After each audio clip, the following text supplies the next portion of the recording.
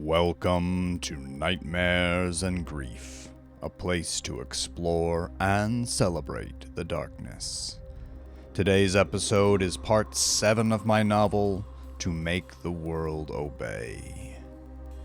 Previously, Deborah drank alone in her empty apartment until Peach's crew broke down her door and dragged her to a cemetery, where an open grave waited with her name on it. Gunfire saved her. Johnny Fava pulled her out of the hole, drove her home, and picked her lock when she had no keys. They talked about war, and one thing led to another.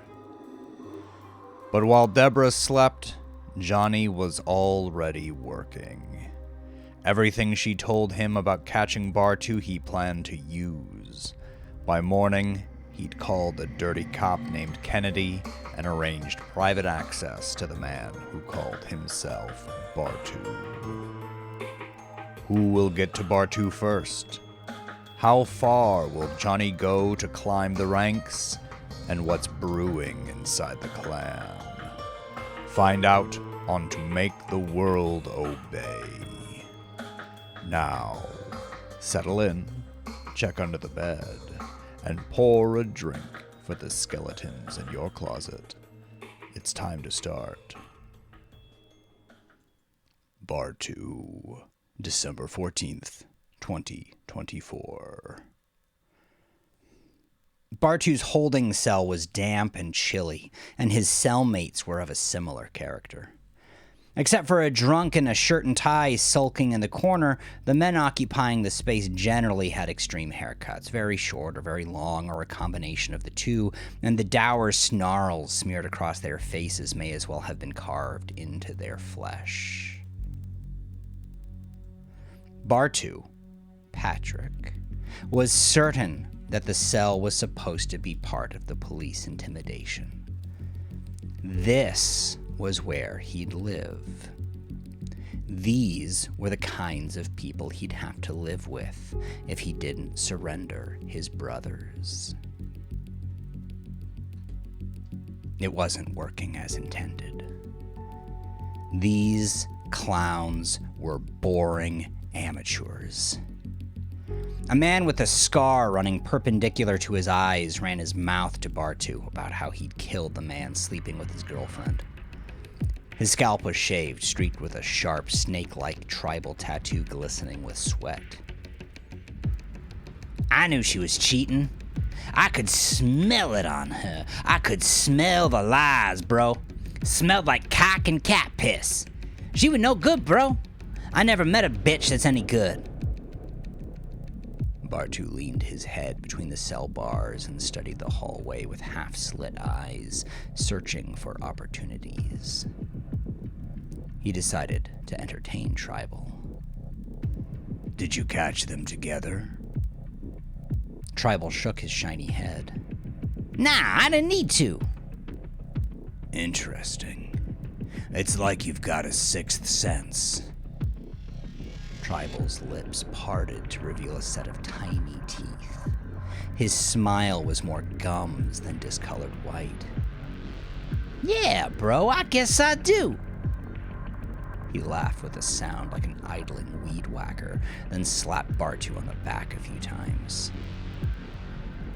Bartu's eye twitched. He hadn't truly made eye contact with Tribal since the man approached him half an hour before. The man's girlfriend had been done in, as he'd put it, with his bare hands. He described in vivid detail how her tongue changed color when it flailed out of her mouth, and how her eyes bulged when he'd wrapped his hands around her throat and squeezed tighter and tighter. The lover, Tribal said, had been killed with a hatchet he kept in the trunk of his own car. That story was less detailed, and Bartu suspected that it was mostly untrue. He believed Tribal had killed his girlfriend, but not that he'd killed the man. The more he talked, in fact, the less Bartu suspected she'd been cheating at all.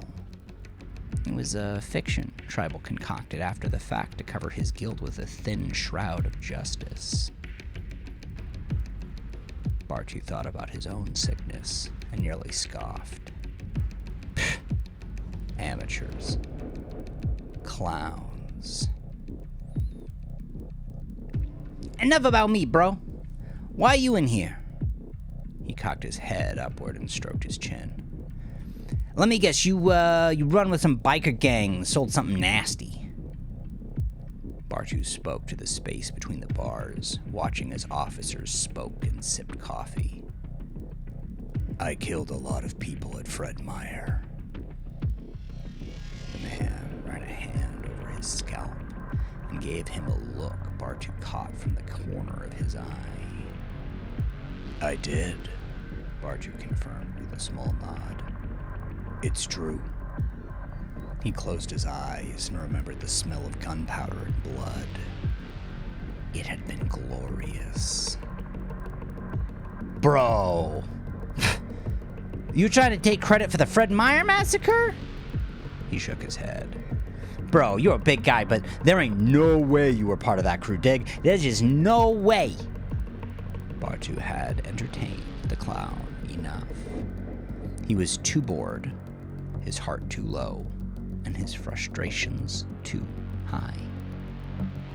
He sent a fist into Tribal's throat. Against his knuckles, the cartilage buckled. The blow crushed the Adam's apple, leaving an indent. Tribal brought his hands to the concave wound, flapping his mouth open and shut like a drowning fish. His bewildered eyes bulged.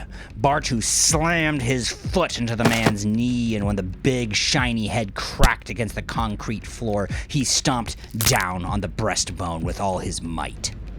Around him, the other prisoners eyed him, either with wariness or fear. All of them took a step or two back, at least, even if they didn't seem to consciously recognize it. Bartu was done maintaining the illusion of civility. Even Temujin had held him back. Bartu would reclaim his furious wildness here, shirk all the domestication the world had beaten into him. This was his time. Tribal lay on the ground in an expanding puddle of dark red blood. His glazed eyes stared unblinking at the ceiling. His caved chest didn't move.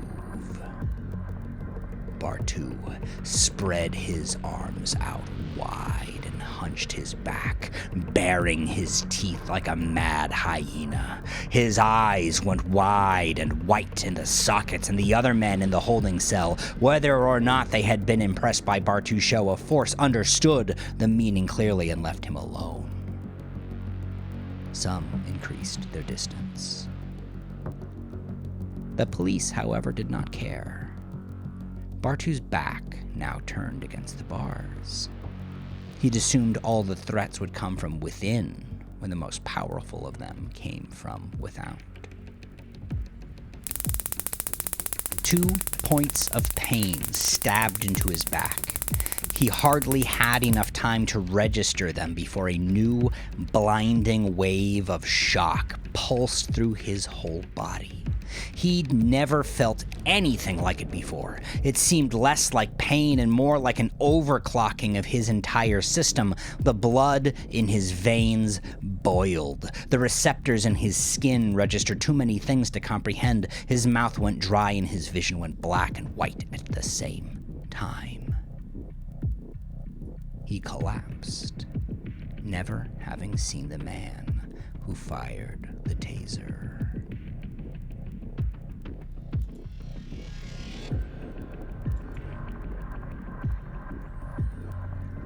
Kennedy, December 14th, 2024.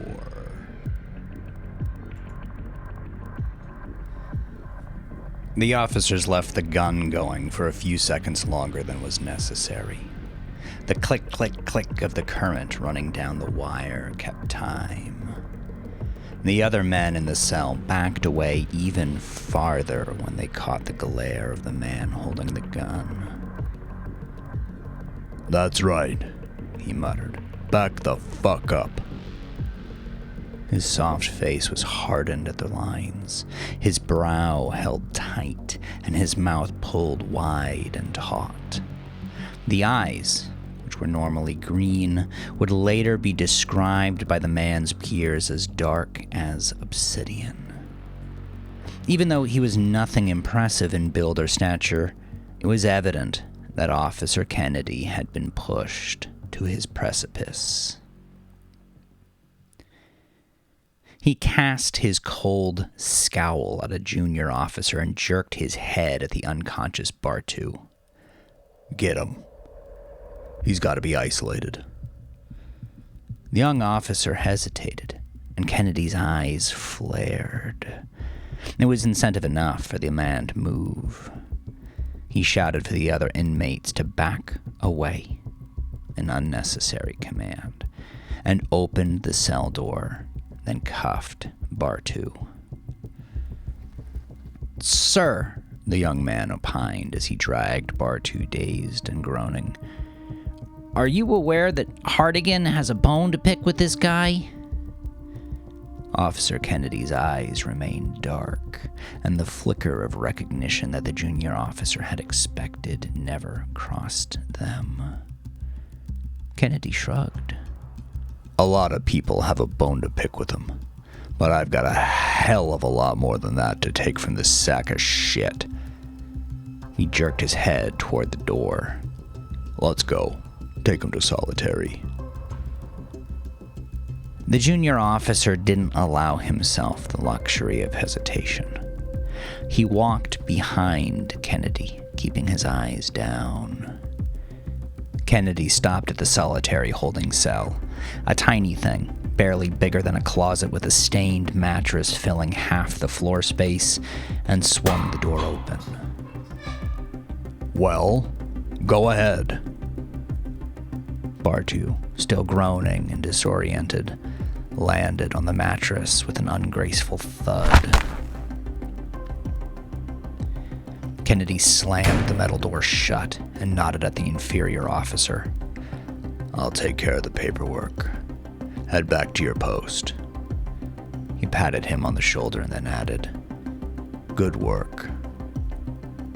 Manny, the junior officer, wasn't stupid, although he capitalized on the fact that almost everyone in the department believed he was.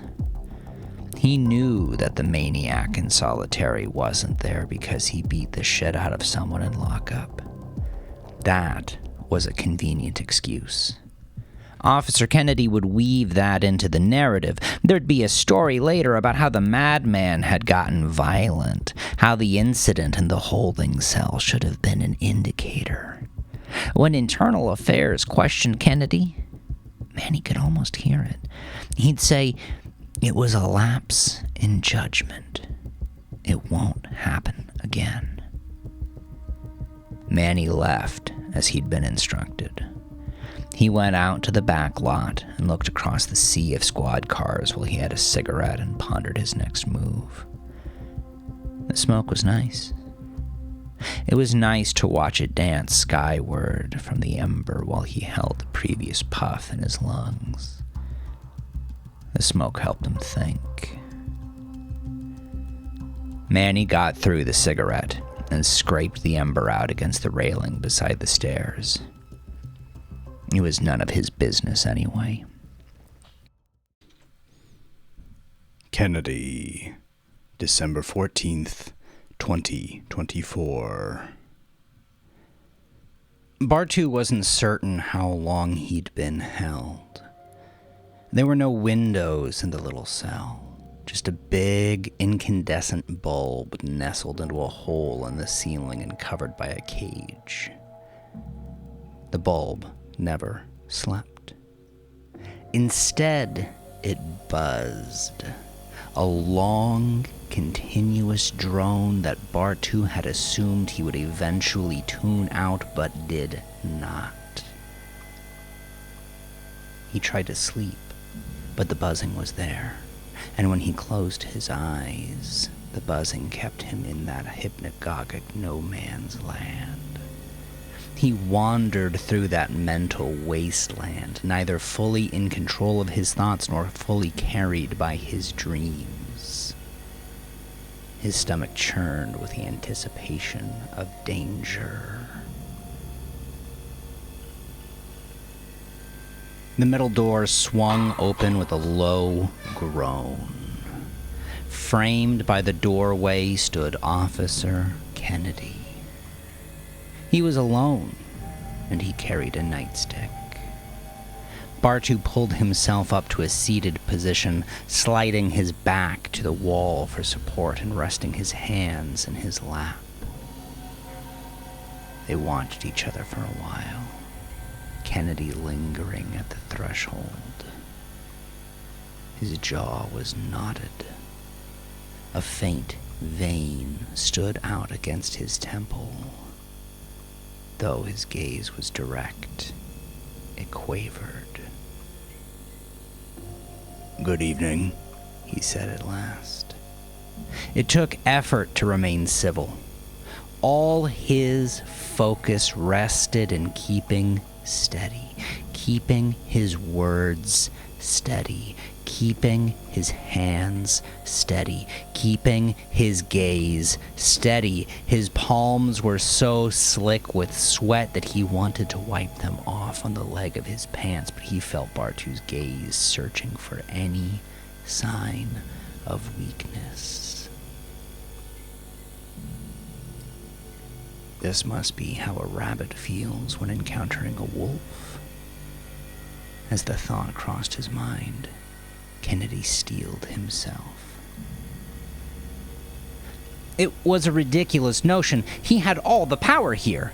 This man, the monster before him, was at his mercy, whether he knew it or not. Kennedy honed his gaze and gripped the nightstick tighter. The cell door made a dull, ominous thunk as it closed behind him. There was just enough room for both of them to fit. "My name is Ryan Kennedy." Bartu's reply was mute, his brow raised in a slight expression of boredom. "I know the other prisoners in lockup didn't believe that you were the one who committed the Fred Meyer killings, and I can understand why they think that. They probably have this idea in their head that someone who can do that sort of thing is going to look like a Hun, you know?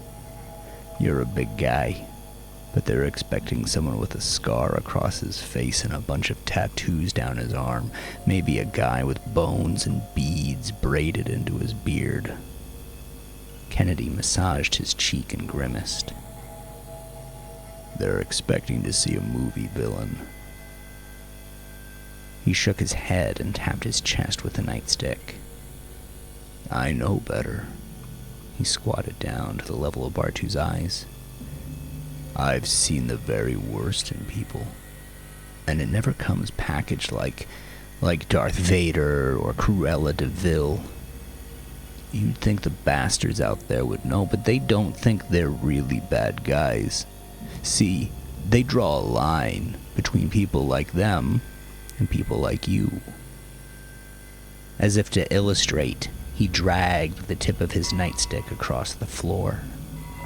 He locked onto Bartu's eyes. "I draw that line too." Bartu's expression remained unimpressed. Kennedy hadn't expected to scare him with his little speech. It wasn't about terrorizing the monster. This was important, Kennedy thought. It was important for the monster to understand what was happening, why it was happening, before it did. That was part of not crossing the line. "I bet you didn't know any of the people you guys killed. I bet you went in without any real plan. You didn't target the place based on who the people were. You freaks targeted it because there were people there."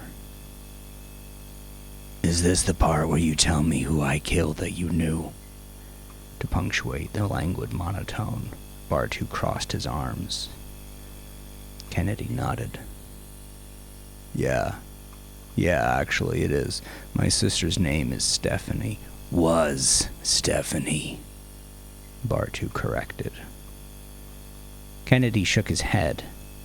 It was a slow, icy motion, an ancient, furious glacier. No, she's still alive. She hasn't woken up yet, but she's still alive. Her fiancé is dead. Bartu shrugged. Are you going to kill me to get revenge? Is that what this is about? I'm not going to kill you. You see, we talked about that line, right? Maybe it's stupid. I don't know. But I'm not going to go over that. I'm not going to pretend like I'm doing the right thing or that it's going to fix anything. Kennedy stood, adjusting his grip on the nightstick. I hate you. That's all. What's going to happen next is just an expression of that hatred. Bartu tensed, but Kennedy moved faster than he expected. Nobody expected much from Kennedy. He didn't look like much of a man. He was thin, his frame was small, and his features fairly delicate. There was nothing rugged about him, but the nightstick hummed through the air, propelled by his hatred, and the speed took even Kennedy off guard. A tooth flew out of Bartu's jaw with the crack of the club. A little dribble of blood trailed down his chin. He flung that astonishment back at Kennedy through his eyes, and when the officer caught it, something stirred in his gut. He hit Bartu again, this time on the shoulder, and the crack was louder. He stood and kicked him in the groin, and Bartu groaned and sputtered and clutched himself. Kennedy kicked him in the shoulder that he assumed he'd broken, sending Bartu onto his back. The man's eyes were squeezed shut and his lips were drawn back from his yellow teeth in a wide oval. He sucked in air and then let it out in a low growl, and Kennedy kicked him in the jaw. Then he stomped on his chest, and then he beat Bartu with the nightstick. Every blow nourished the already thriving malice in Kennedy's heart. He didn't understand why it wouldn't go away. The wound seemed to go deeper and the pain throbbed more intensely. Bartu rolled on the ground, groaning and sobbing, pissing himself and bleeding all over, and Kennedy didn't understand why it wouldn't go away, why he didn't feel any better, why it wasn't helping. The hate blossomed bigger and bigger until there were two sets of weeping voices, but still, Kennedy didn't stop hitting Bartu. He seemed to lose his senses. The next thing he knew, he was on the ground outside the cell, being held down by 3 other officers. Snot ran down his face and he was screaming, making grievous sounds he didn't even think were human, much less capable of coming from his own throat. The officers holding Kennedy down screamed at him to calm down. They were voices he recognized but could not place. Bartu splayed over the dingy mattress, bloody and barely conscious but still breathing. Each inhale sharp and short. Each exhale labored and ragged. But Kennedy still didn't feel any better.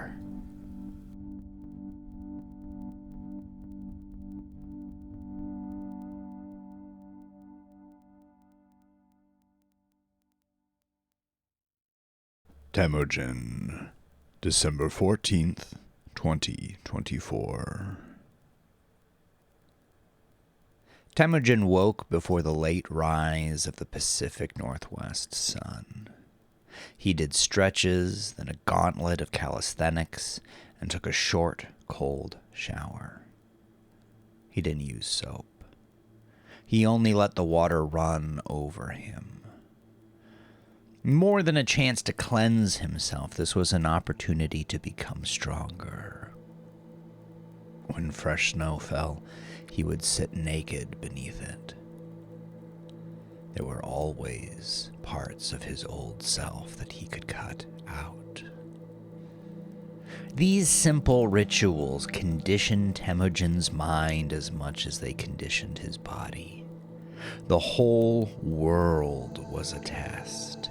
Every mortal act was a choice. Outside the clan, the choice was made to embrace the commodities of comfort. Here, in the abandoned warehouse in the abandoned part of town, Temujin's clan instead embraced discomfort as the dye into which they were poured, emerging from it hardened and cast as men. The men who came to Temujin lacked the machinations of discomfort which are natural to the creation of true men. When they came to him, as Sukhothai had, they had not been men. They had hardly been boys. Temujin and discomfort made them into men. He emerged from the shower and padded out onto the balcony, still naked and wet. He sat cross-legged on the ice-dusted planks and simply breathed. His eyes closed when the wind picked up. It froze the damp hair on his head, arms, and legs. He took quick, deep breaths in, exhaling slowly, and willed his body not to shiver. Temujin stayed out until he could stand the cold no longer, then went inside and got dressed. In the kitchen, men were cooking breakfast, their murmurs dark and quiet. In the other room, a radio yammered about a man named Patrick Hurst, whom the police had taken into custody. Temujin's blood ran cold. Bartu. They had Bartu. Sane and Kudu washed down cold sausages with beer. "We're running low on supplies," Kudu announced. "Bartu took a lot." The conversations stopped. Tension arced through the kitchen like electricity. Temujin's lips clamped together. "I'm not sure what he's planning," he replied. "Nothing is clear to me." Sane shifted in his seat and shot a look at Kudu. Kudu's gaze remained steady with Temujin as he chewed a mouthful of sausage. Temujin didn't break the broad silence. He leaned back in his seat, crossed his arms, and waited, cocking an eyebrow expectantly. Kudu still said nothing. Beside him, Sane fidgeted, unable to hold the same stoicism that his elder brothers sustained. The other men in the kitchen fixed their attention on Temujin. From the corner of his eye, Temujin witnessed Sane's discomfort and tension build between himself and Kudu. The young man fidgeted and cast glances between the two until at last he could maintain the facsimile of composure no more. His mouth opened and he broke. "Kudu and I were talking," he began. Temujin's head moved like an anaconda's to gaze at Sane, who added, "About Bartu. About what happens in this place." Temujin's mouth hardened. his eyebrow cocked up like a scythe. He leaned forward over the table, lacing his fingers together, and exhaled loudly through his nose. And what conclusions did you come to? This isn't what we signed up for. Temujin was impressed with the young man's courage, but he suspected it had less to do with courage than with ignorance. Temujin recognized that it appeared he was losing his grip over the clan, and that was likely the subject of this coming conversation. In his mind's eye, he witnessed the scene unfolding before him, blossoming out of control, and he saw his words doing nothing, affecting nothing, and making the situation worse. Kudu's back straightened and his shoulders squared. The fire in his eyes burned a little brighter, no doubt the product of Sane's moral support. Temujin's words could do nothing to quench it. He let the room stew in silence and tension while he finished chewing his sausage, and he stood and drained his bottle of beer. It popped like a firecracker when it collided with Kudu's skull, and Temujin drove the jagged edge into the man's shoulder, swiftly removing it and brandishing it before his mutinous lieutenant. Temujin pinned Kudu against his chair, holding him down with his forearm against Kudu's throat and the glass dagger brandished before his eyes. He grabbed a fistful of shaggy brown beard, pushed Kudu's head back, and sank his teeth into the white flesh of his neck.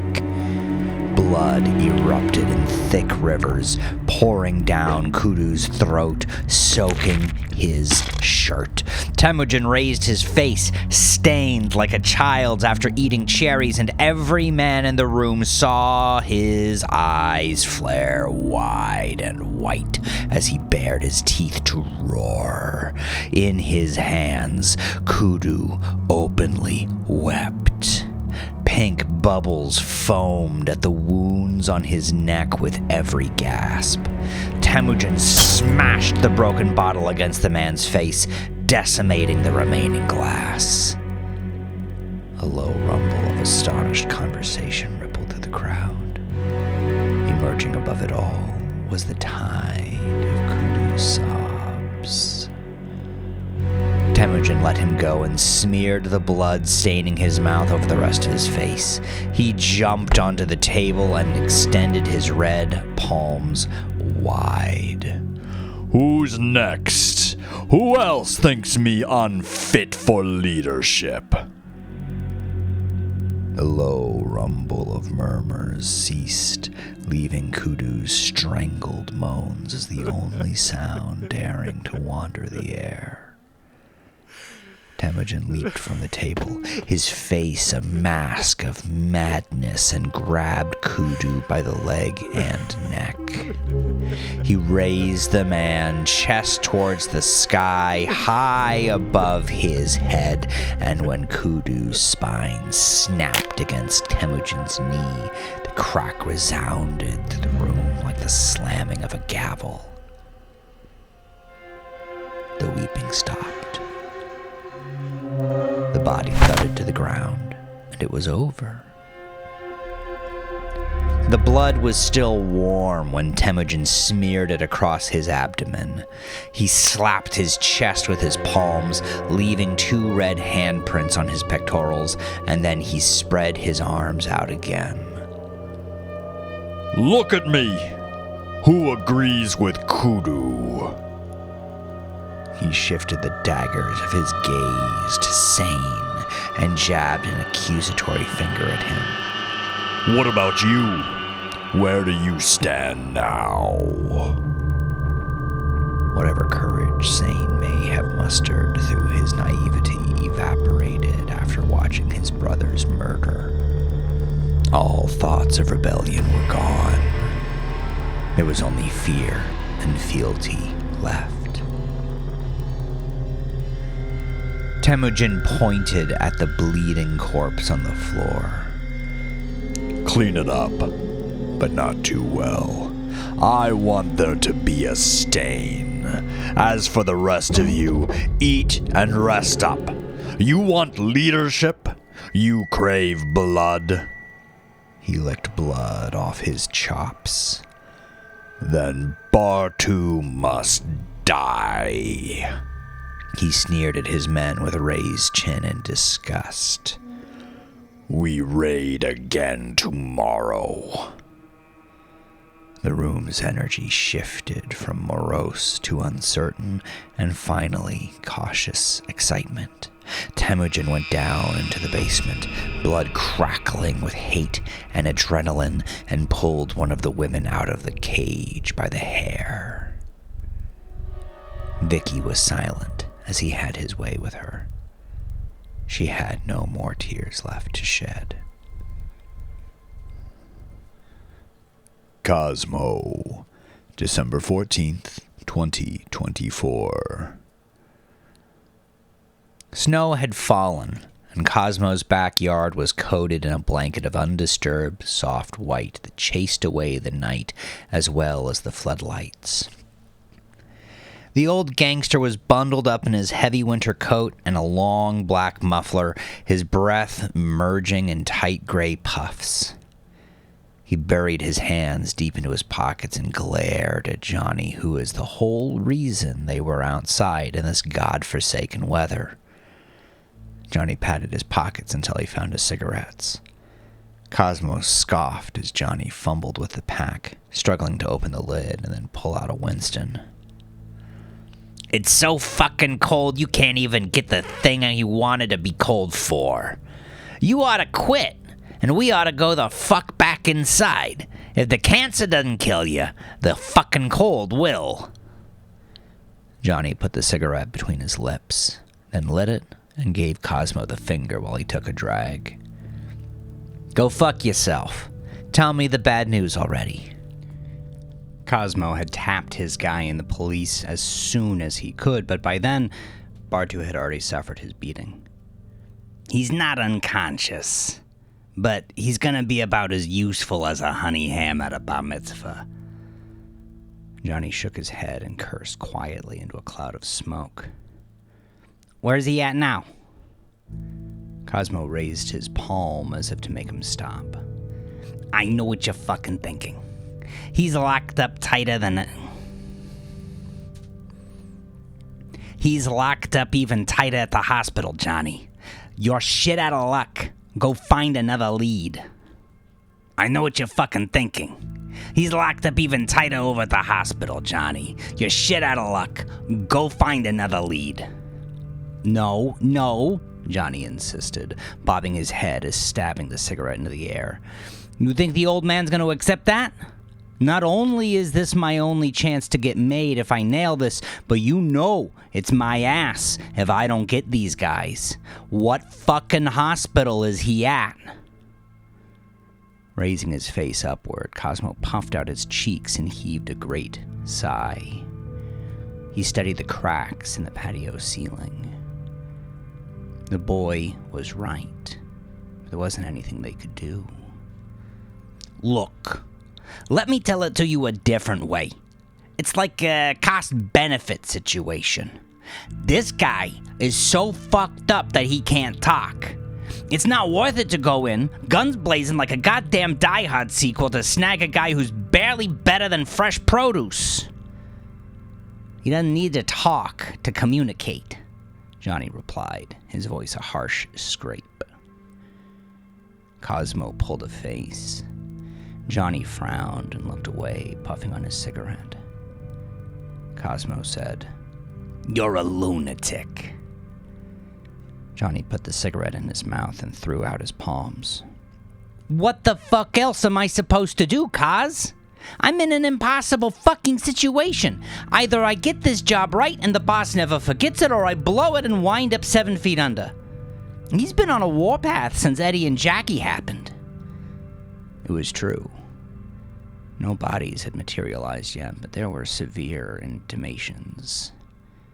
A couple sons had gotten lessons beaten into them for minor infractions.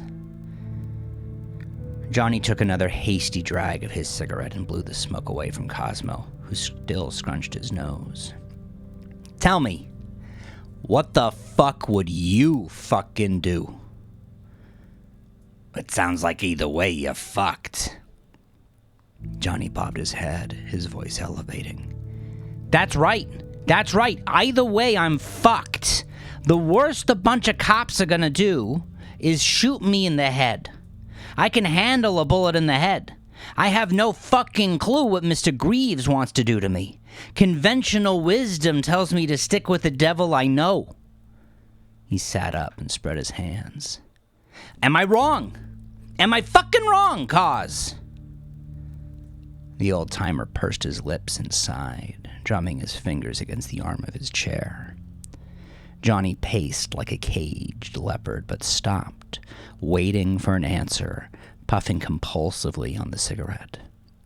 It was almost gone already. The boy was a wreck. Cosmo really felt for him. You got a plan, kid? Shit, I don't know. Bust in there, shoot everybody up, and leave with the guy. You got anything better?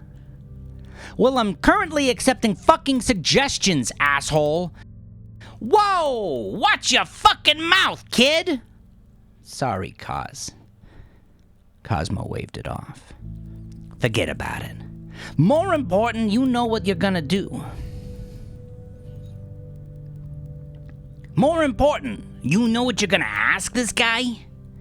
You're not gonna get him out of there, so you can just forget about that. It's not happening. So let's say you've got 10 minutes to talk to him before you need to get out. What's your question? What are you gonna put the guy on? Johnny shrugged. I don't fucking know where all his freaky friends are. Johnny, use your head. The guy can't talk. Johnny's cigarette smoke climbed through the air.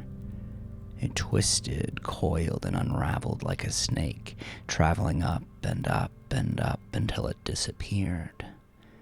He brought the cigarette to his lips and locked eyes with Cosmo, and the old man was a little startled by the intensity in the young man's eyes.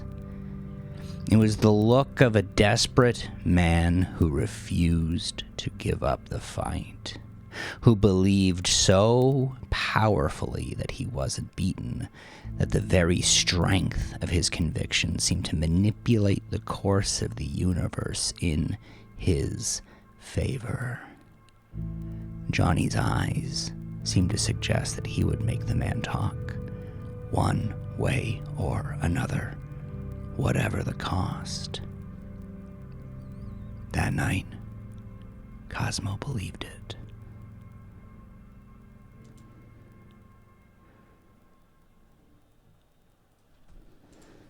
Deborah, December 14th, 2024. It was cold. Deborah worried it was too cold for Shaylee. Shaylee. The memory sent her reeling for a moment. She was furious that Adam hadn't given her a chance to say goodbye, but her heart of hearts understood. When this is done, we can meet this new woman you become. Who had she become?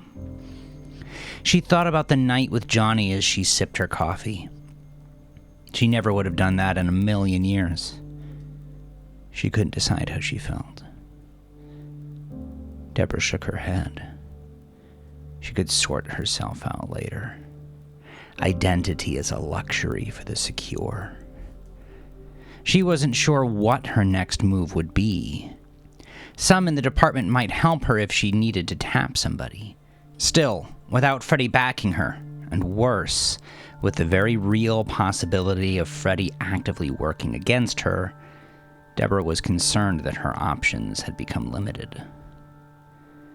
By now, news of her suspension had likely already swept the department. She wasn't likely going to be able to sneak any requests through. She thought back to her days before the Force. before Afghanistan, and sorted through who she could rely on now to help her. Deborah may have lost access to the wealth of information that the police had to offer her, but she still had other resources, albeit limited. She even entertained, for only a moment, the idea of calling upon Johnny and his ilk to help her. The thought made her roll her eyes and smile to herself, and she sipped her coffee to hide the grin, although she didn't know from whom. Before long, she'd gone through 2 cups of coffee and had considered all the options she could think of. Just as she was about to consider the wisdom of Freddy's advice and step back, she remembered the outline in the Fred Meyer cereal aisle. She remembered the dismembered corpse of Lucinda Love, of Samantha, and remembered that some things had been meant to stay in the dark. Looking out the windows, the reflection of the snow and the cotton-filtered sunlight illuminated the filthy city. There was no place left for the darkness. These things had learned how to survive in the light. Bartu, that massive, bloodthirsty, woman-killing freak, was in a holding cell, probably waiting for softballs framed as hard grilling. They needed him too badly to push him too hard, but he needed to be pushed. He needed to be broken. And Deborah knew how to break people. She'd take her chances trying to do the right thing. Deborah put on her coat and walked to her car. Johnny, December 15th, 2024. The big man was silent as he sat alone at his own table, separate from the others. All of them gathered in the empty strip club were generally men of few words, choosing action over chin-wagging, but Lucardo was always silent. Johnny had grown up around these men, and never once had he heard Lucardo's voice. He wasn't even sure if the man could speak at all. Nevertheless, it never seemed to negatively impact him. Indeed, Lucardo's hardline expression, sealed away with his silence, added to the man's reputation. He was a legend, with more bodies to his name than were likely possible. Somehow, the myths around him suggested he seemed to have been at least involved with, if not actually responsible for, every major hit in the city for the past quarter century. The story went that after he'd come back from a tour in the army, he'd had a terrible time adjusting, and the killing acted as a coping mechanism. Even Johnny was too wise for that sort of tale. It sounded like the backstory to a bad guy in a bad movie, but there were enough people who swore by it that it was taken as at least partial truth.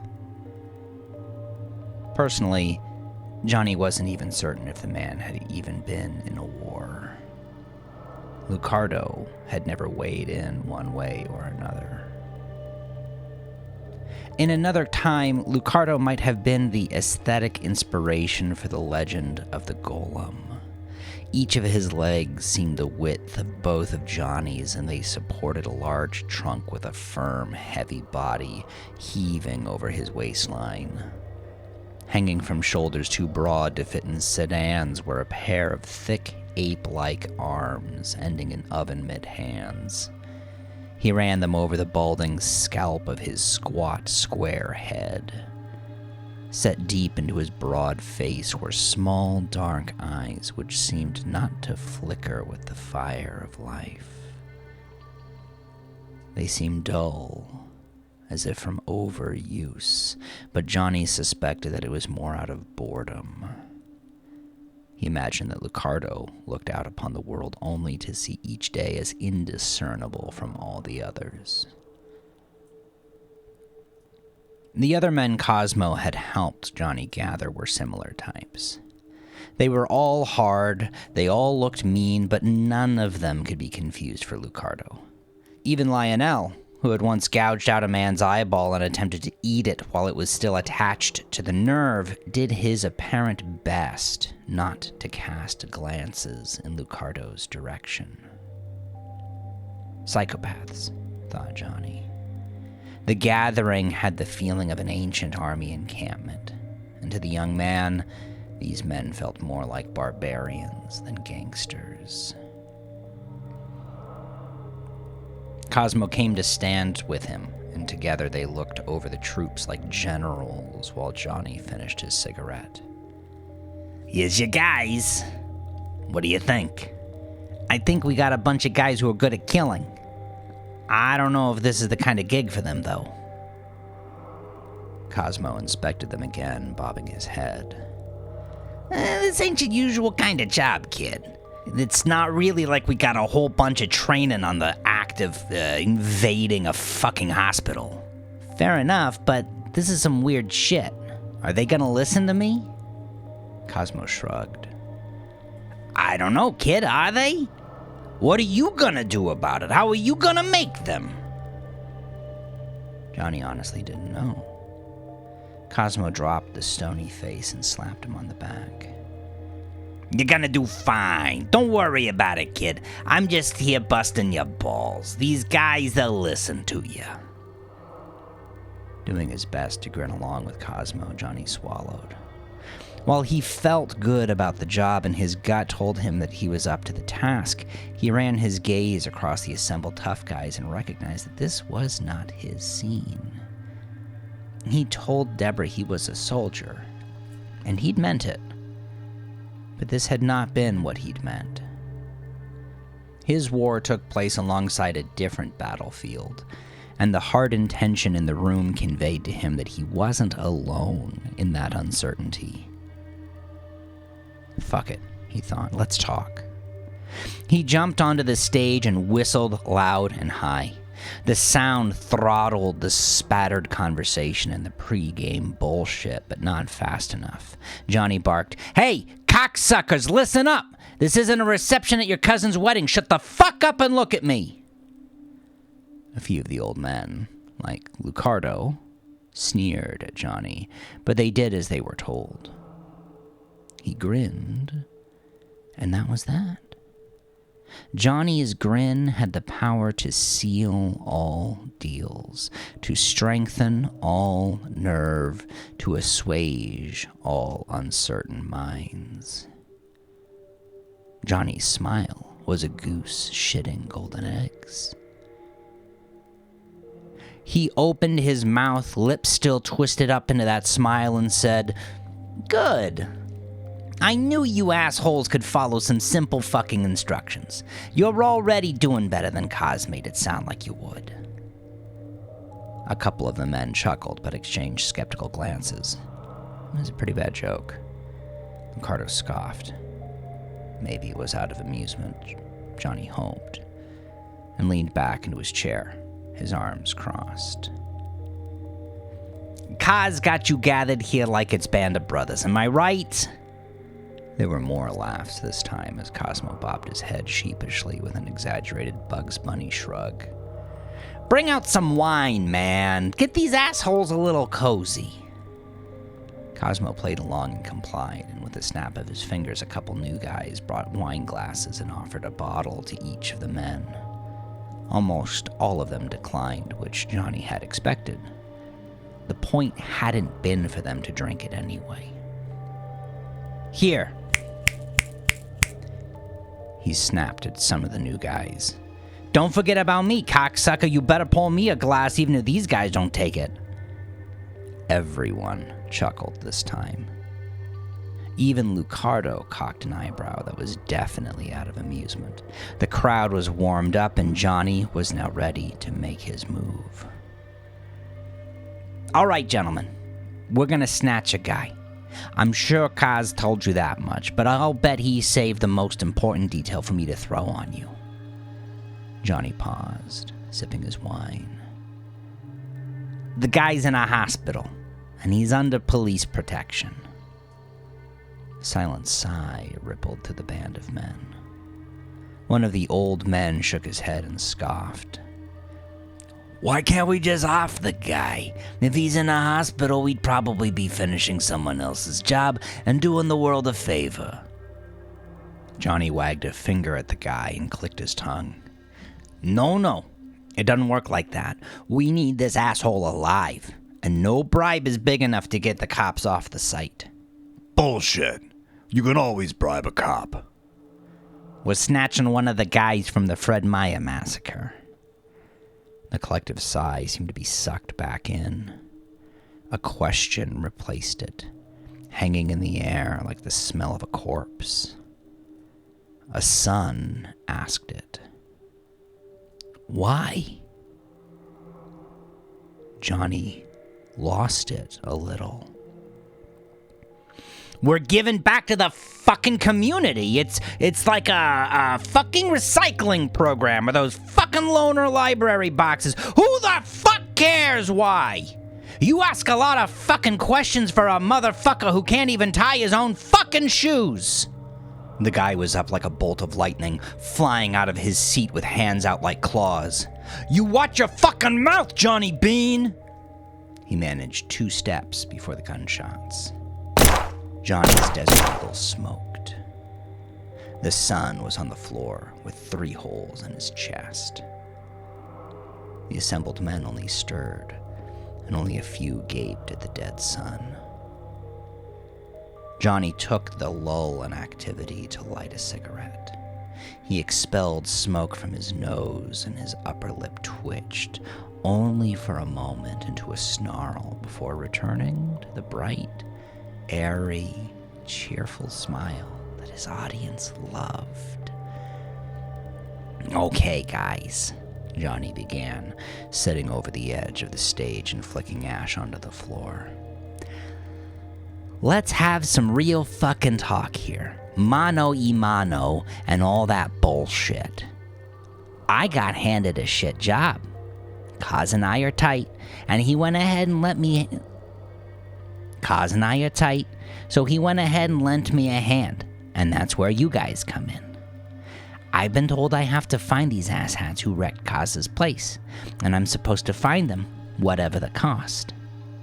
So I take that to mean I can do whatever the fuck I want, and I have full blessings from Pope Greaves. Maybe I have to drill holes in a few more of you. Whatever. I don't give a fuck, guys. Hand on a stack of Bibles, I can tell you right the fuck now that I am a goddamned lunatic, and no matter how hard you are... With this, Johnny leaned forward and tapped his temple with the barrel of his eagle. No matter how fucking hard you think you are, I can guarantee that you are not as fucking crazy as me. So when I say capiche, you say capiche back. Capiche! Every man in the room replied with a hearty, full-throated capiche. Even the stoic golem, Lucardo, which pleased Johnny so much that a genuine smile spread across his face. Bullets, he decided, gave the best pep talks. Deborah, December 15th, 2024.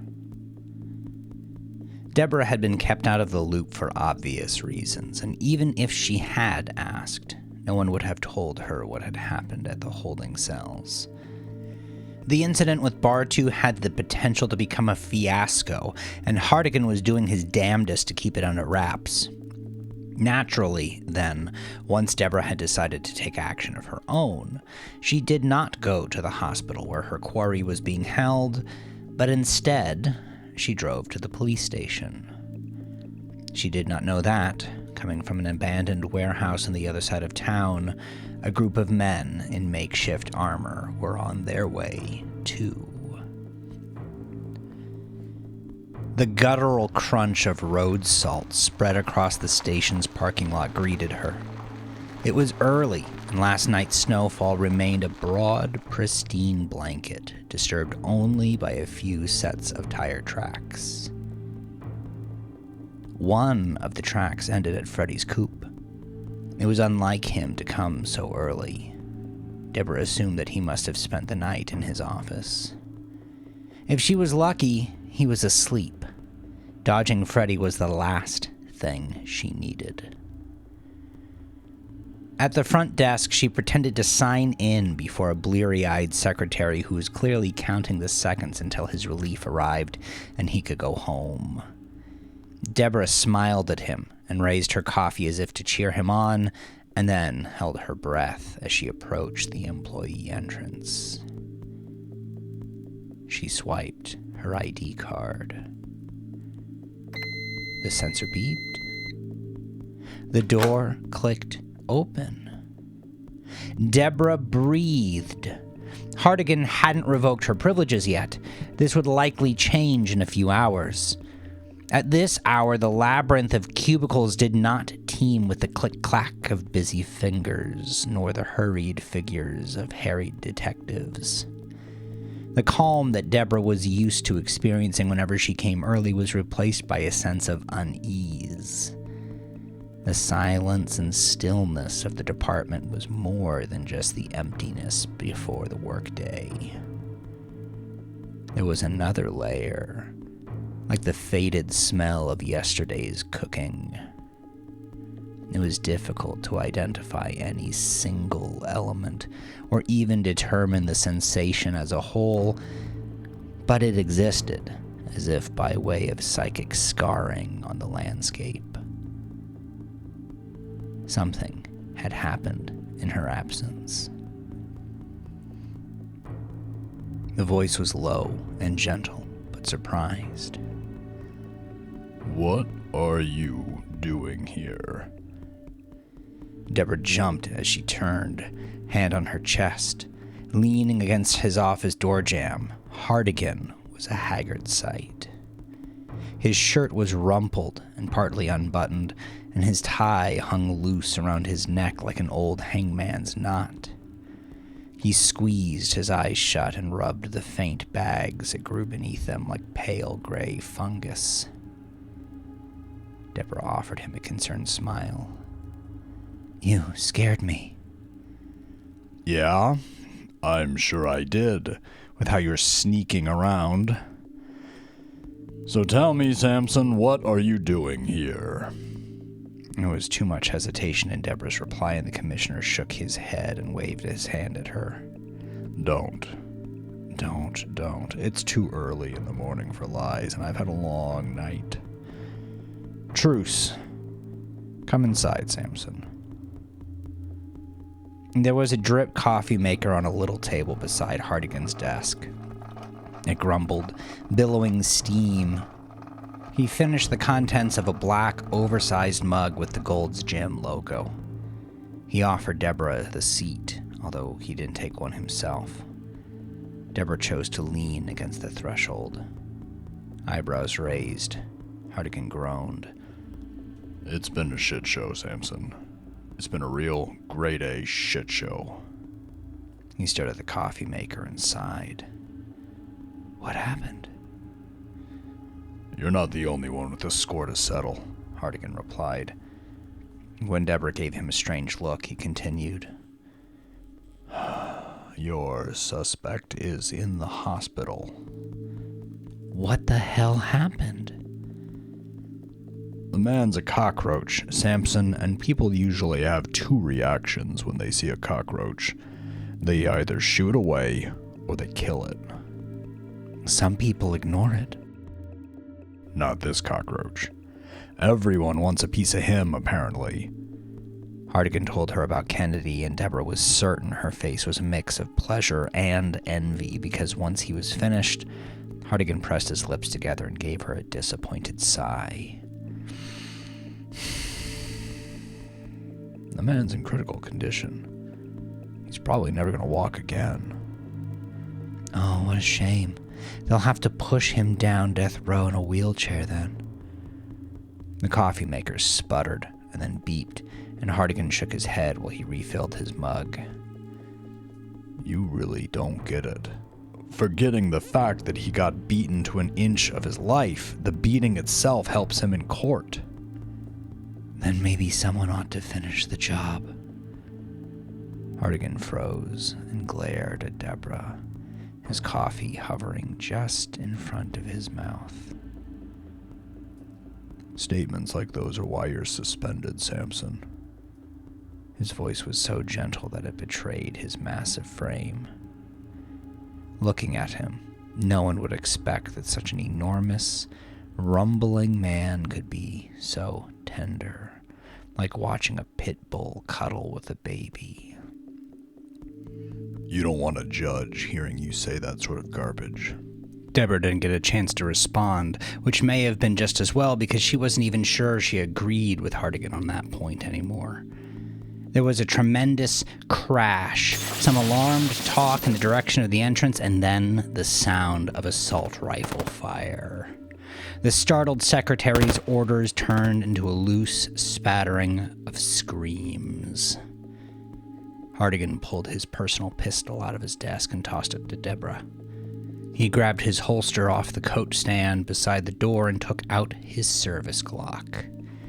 Before passing the threshold, they stood shoulder to shoulder, guns aimed at the ground, gripped in ready hands, and they gave each other glances. You sure you trust me? Samson, this is exactly the kind of situation where I trust you the most.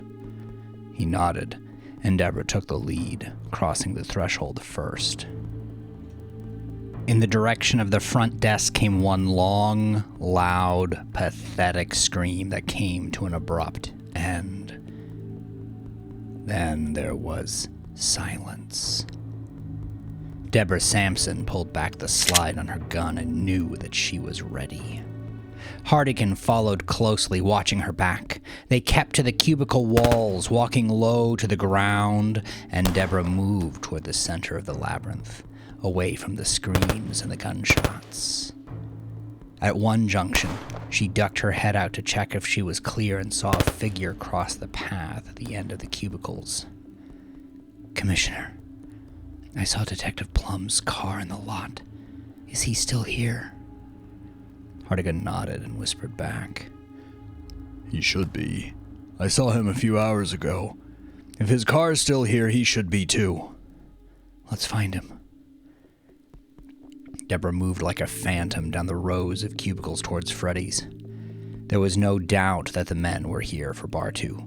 They stomped through the office as if they'd already conquered it. So long as she was careful, Deborah would have an easy time keeping hidden from them. She only hoped that Freddy had heard the initial attack and stayed put. She was worried he'd try to be a hero. The invaders passed through the space like bees to nectar, finding the door to the holding cells at the side of the room opposite to Hartigan's office. Deborah ducked into one of the empty cubicles and signaled Hartigan to take one across. She took out her phone and texted Freddy. Where are you? With Hartigan looking for you. Sure enough, moments after she'd sent it, there came the quiet chirp of Freddy's cell. Even though the maniacs were gone, Deborah still held her breath, worried that she'd missed one of them. Had she doomed her friend? There came no clomp of boots in response to the ringtone, only her own phone buzzing in response. Freddy's text read, WTF. Still keeping low, Deborah led Hartigan to Freddy's cubicle, where they found him loading his Glock. He nodded to Deborah with a repressed grin, his eyes glazed with anxiety. Where are they, Deb? I think they're all in the pens. Are you up for it? It took a second, but Freddy nodded. He pulled the slide back on his Glock and let it go. Let's fuck 'em up. Deborah noticed a shift inside Freddy.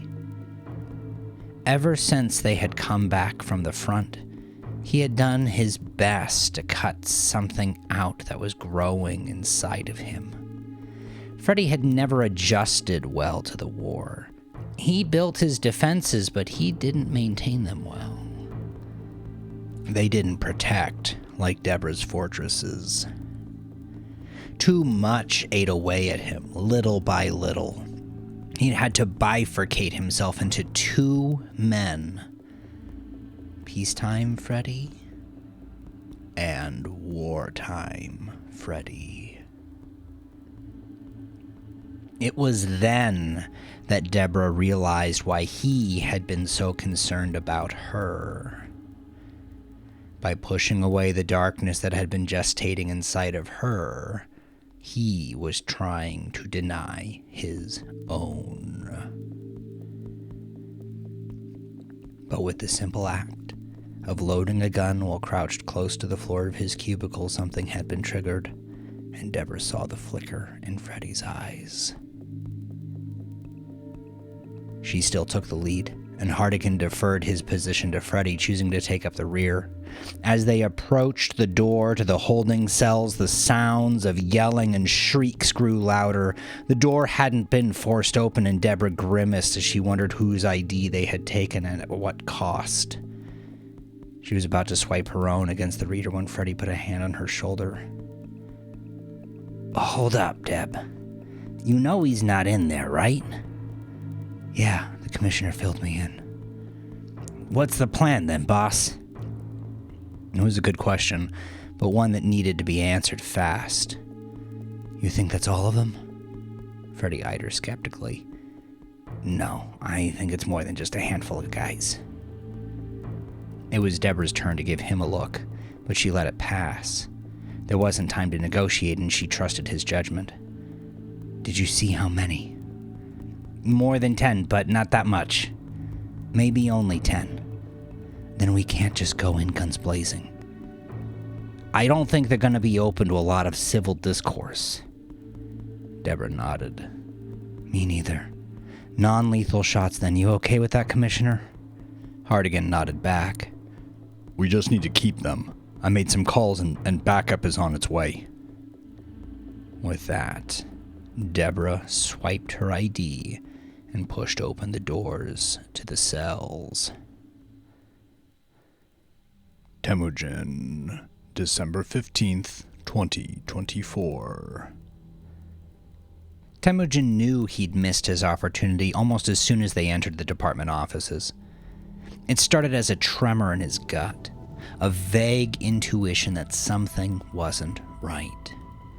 He had anticipated the raid to be easy, and with the small regiment he had assembled, he knew the operation would be a success. However, as successful as his machinations proceeded, by the time he and his men were halfway through the holding cells, the nebulous sensation had solidified, and he realized the truth. Bartu was not here. He cursed loudly and kicked the bars of one of the cells. What should have been a success had become a waste of time, and he was concerned that the logistical oversight would cost him among his men. But all around him, he realized there were assets. The cells were chaos, full of pulsing, screaming, jeering, yelling, cheering men of all shapes and sizes and degrees of viciousness. He locked eyes with one of them. Do you know who we are? Fuck, man, I don't know. I'm pretty sure I got an idea. Do you know who I'm looking for? Holy shit! Another man ran his palm across his shaved head. That fucking guy was telling the truth, man! Who? What are you talking about? Tell you what, homie, you let me out and we'll talk. Temujin nodded.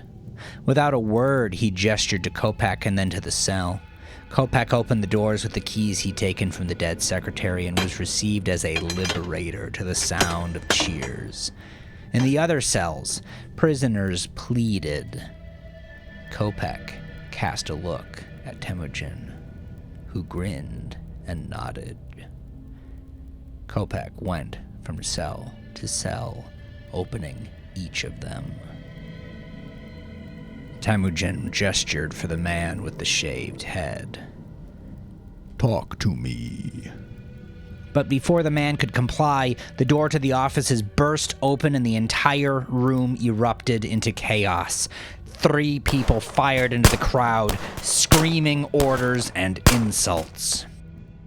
They were good. 3 of Temujin's men were hit before the rest could assemble enough sense to find cover.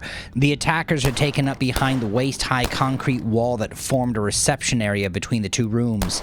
They were only armed with pistols, and when Temujin had time to observe his wounded men, he grinned. They want us alive. Shoot to kill.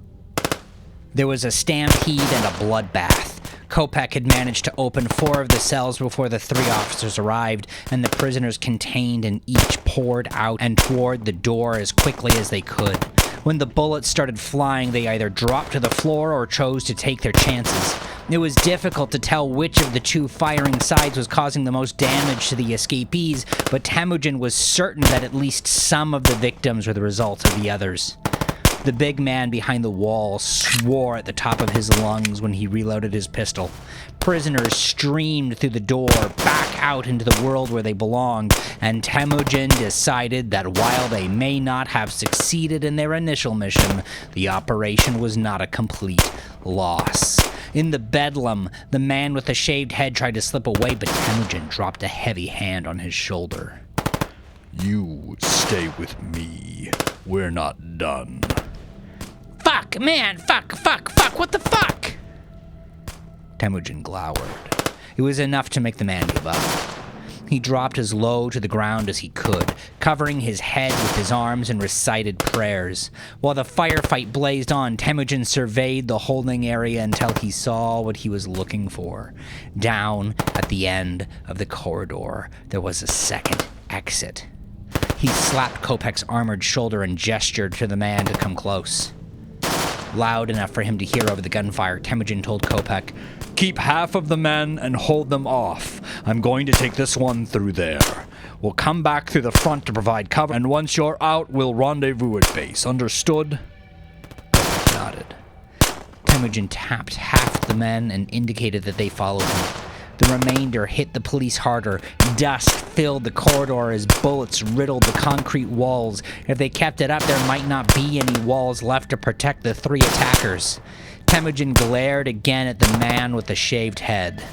Stay close to me, or your life will be worthless. Do you understand? The man nodded furiously. He wept now. Temujin sneered and shook his head. Pathetic. Gripping the back of his shirt, Temujin pulled him to his feet, practically dragging him along as he and his detachment ran for the back exit, moving backward as they offered suppressive fire. On the other side of the door, there was no resistance.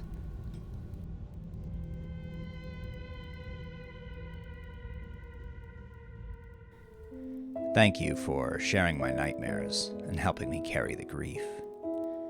If this episode left a mark, do me a favor. Pass it along to someone who deserves to lose a little sleep. Subscribe, leave a comment, tell me what's keeping you up. You can support the show on Patreon for early episodes and a look at what goes into building these nightmares. My books are on Amazon, links are below. Thank you for sharing this time with me. Good night.